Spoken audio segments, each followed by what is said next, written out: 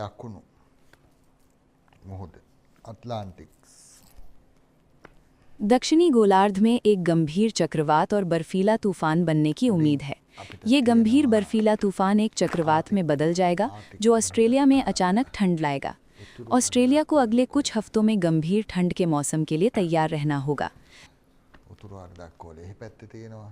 साथ ही रूस के ऊपर एक और चक्रवात और बर्फीला तूफान आने की संभावना है जो कजाकिस्तान और चीन तक पहुंच सकता है। इन दोनों के अलावा हिंद महासागर के ऊपर एक गंभीर बादल बनने की उम्मीद है। इससे आने वाले दिनों में भारत और श्रीलंका में बहुत ज़्यादा ठंड पड़ने की संभावना है।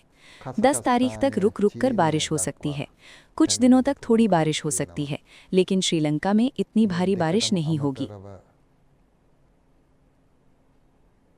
हर कोई सूखे के लिए तैयार रहने की सोच रहा है, लेकिन सूखा नहीं आ रहा है। सभी को एक बड़े तूफान के लिए तैयार रहना चाहिए। मुझे नहीं पता कि ये एक बड़ा बर्फीला तूफान है या रेतीला तूफान, लेकिन ये सऊदी अरब आ रहा है। अरब प्रायद्वीप एक गंभीर तूफान का सामना करने वाला है। ये तूफान बारिश के साथ एक गंभीर तूफान होगा। ये संभव है। अरेबियन पेनिनसुला को एक बहुत बड़े तूफान के लिए तैयार रहना चाहिए। Kuwait, Abu Dhabi, Oman, Saudi Arabia और कहाँ यूएई, ओमान, कतर, जॉर्डन, सभी को एक बहुत बड़े तूफान का सामना करना पड़ेगा। मुझे लगता है कि ये एक रेतीला तूफान होगा। लोग सोचेंगे कि भारी बारिश के साथ रेतीला तूफान कैसे आता है। मुझे नहीं पता, लेकिन किसी तरह एक तूफान आ रहा है। मुझे नहीं पता कि ये बर्फीला तूफान है या बारिश के साथ रेतीला तूफान। दुनिया में बहुत बड़े बदलाव होने वाले हैं। याद रखें, वो पानी, हवा और आग का राजा है। वो अभी एक्टिव है। कभी वो पानी का इस्तेमाल करता है, कभी आग का। वो कंट्रोल में है। कभी हवा का इस्तेमाल करता है, कभी गैस का। इन सब के साथ वो दुनिया को बैलेंस कर रहा है। वो एक बार फिर दुनिया को इंसानियत सिखा रहा है। जिस पल अमेरिका हमला करेगा, अमेरिका में बहुत भयानक आग लगेगी। अमेरिका जलने के लिए तैयार है। याद रखें, ये एक बड़ी, न रुकने वाली जंगल की आग है। अमेरिका एक बहुत बड़ी जंगल की आग का सामना करने वाला है। ये किसी समय कनाडा तक भी जा सकती है, लेकिन अमेरिका जलकर राख होने के लिए तैयार हो रहा है। साथ ही अफ्रीका, साउथ अफ्रीका एक नई खोज कर रहा है। मुझे लगता है कि मैंने ये पहले भी कहा है। साउथ अफ्रीका में कुछ नया।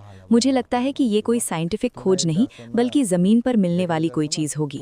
एक नई खोज होने वाली है। लोग अल्जीरिया के बारे में बात करना शुरू कर देंगे। ये एक ऐसा समय होगा जब अल्जीरिया के बारे में कुछ बात होगी। तुर्की एक बड़ी आपदा का सामना कर रहा है और इस बात की संभावना है कि तुर्की में कुछ हो सकता है। जैसा कि मैंने कहा, रूस में अभी बहुत ज़्यादा बर्फबारी हो रही है। चीन में बहुत ज़्यादा बर्फबारी हो रही है। भारत के कुछ हिस्सों में भी बहुत ज़्यादा बर्फबारी, बहुत ज़्यादा ठंड पड़ रही है। दिल्ली में भी बहुत ज़्यादा ठंड पड़ने वाली है। दिल्ली में भी अचानक बहुत ज़्यादा ठंड पड़ने वाली है। चेन्नई में एक ट्रेन एक्सीडेंट। चेन्नई में ऐसा होना ही है। एक ट्रेन एक्सीडेंट होना ही है। ये चेन्नई में होगा। खैर, जब भारत तैयार हो रहा है तो इस बात की संभावना है कि बांग्लादेश में कुछ हो सकता है। क्रिकेट नहीं, इस बात की संभावना है कि कुछ और हो सकता है। मुझे लगता है कि किसी नेता की हत्या होना एक ऐसी संभावना है जो ज़्यादातर समय हो सकती है। नेपाल में रॉयल फैमिली के साथ कुछ हो सकता है।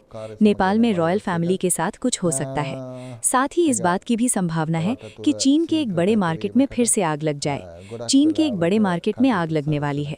ग्रीनलैंड में कुछ होने वाला है। ऐसा अगले हफ्ते होने की सबसे ज़्यादा संभावना है। ग्रीनलैंड में कुछ होने वाला है। परसों ईरान में कुछ होने वाला है। ईरान में कुछ होने वाला है।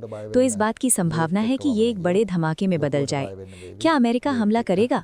इंतजार करते हैं और देखते हैं। अमेरिका के हमला करने से पहले ईरान में ये कहाँ धमाका करेगा?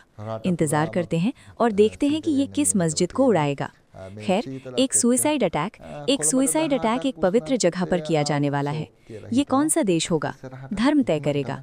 हालांकि ज़्यादातर समय ये अमेरिका का चर्च होगा या न्यूजीलैंड का चर्च या श्रीलंका का। ईरान तय करेगा कि कहाँ। इंतजार करते हैं और देखते हैं। इसी बीच ईरान नहीं, जो धमाके में शामिल हैं। वैसे भी मैं ईरान के बारे में बात कर रहा था, इसलिए ऐसा कहा गया। वैसे भी मान लेते हैं कि ये एक गलती थी। इजराइल में एक बिल्डिंग में धमाके की संभावना है। इजराइल में एक बिल्डिंग में धमाके की उम्मीद है। साउथ कोरिया में धमाके की संभावना है। ये सबसे ज़्यादा संभावना है कि ये एक फैक्ट्री में धमाका है। एक फैक्ट्री में धमाके की संभावना है। जापान में एक पावर प्लांट में धमाके की संभावना है। जापान में एक पावर प्लांट में धमाके का शेड्यूल है। यूके में एक हॉस्पिटल में घटना की संभावना है। ये एक हॉस्पिटल माना जाता है। कहीं कुछ होने वाला है जहां डॉक्टर हैं। ये सबसे ज्यादा संभावना है कि ये एक शूटिंग या धमाका है।